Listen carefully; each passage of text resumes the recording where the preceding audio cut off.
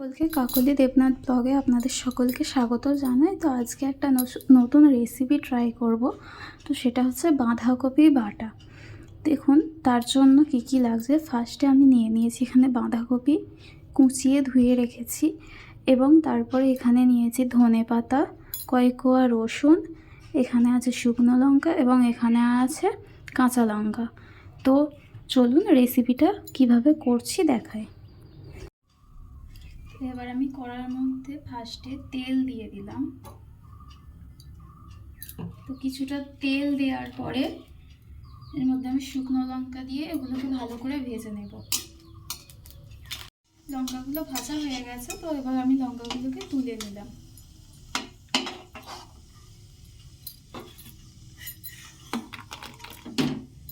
এবার তেলের মধ্যে দিয়ে দেবো একটুখানি কালো জিরে,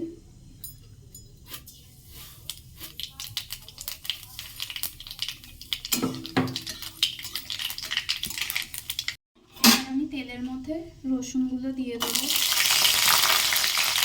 এবং কাঁচা লঙ্কা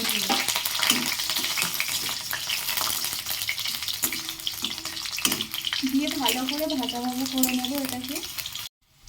তো এগুলো ভাজা হয়ে গেছে, আমি রসুনগুলোকে তুলে রেখে দেবো। এরপর আমি এর মধ্যে দিয়ে দেবো বাঁধাকপি যেটা কেটে রেখেছিলাম সেটাকে দিয়ে দেবো।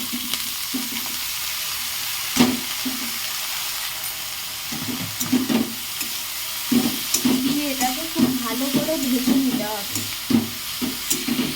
এর মধ্যে দিয়ে দিলাম একটুখানি নুন,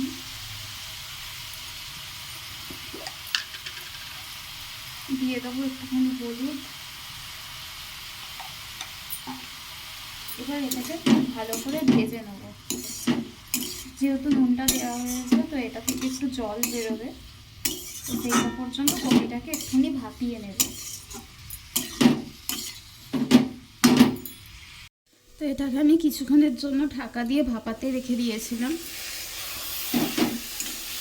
এবার এটাকে আমি খুব ভালো করে ভাজা করে নেব।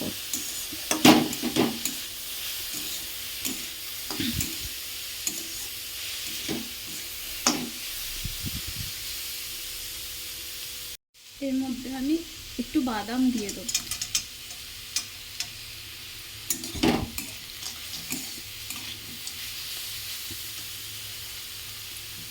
এবং এই কুচিয়ে রাখা ধনে পাতাগুলো দিয়ে দেবো এর মধ্যে সব।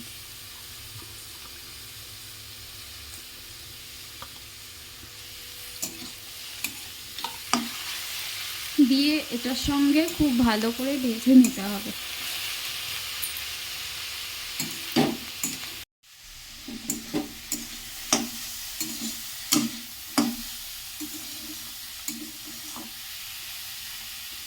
দেখুন এটা প্রায় ভাজা হয়ে এসেছে। এবার আমি এর মধ্যে রসুনগুলো দিয়ে দেবো। ভেজে রাখা রসুনগুলো এর মধ্যে এবার আমি দিয়ে দেবো।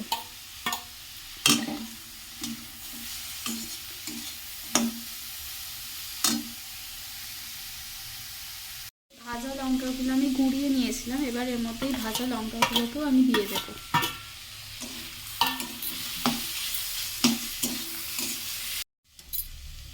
এটা কিন্তু অলমোস্ট ভাজা হয়ে এসছে। এবার আমি এটাকে মিক্স করে নেব।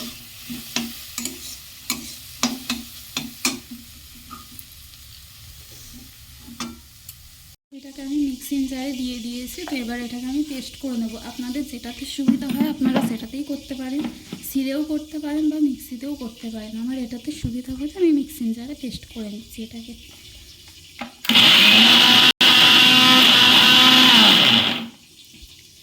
বাটা কমপ্লিট। দেখুন ভিডিওটি ভালো লাগলে অবশ্যই একটা লাইক এবং সাবস্ক্রাইব করে দেবেন।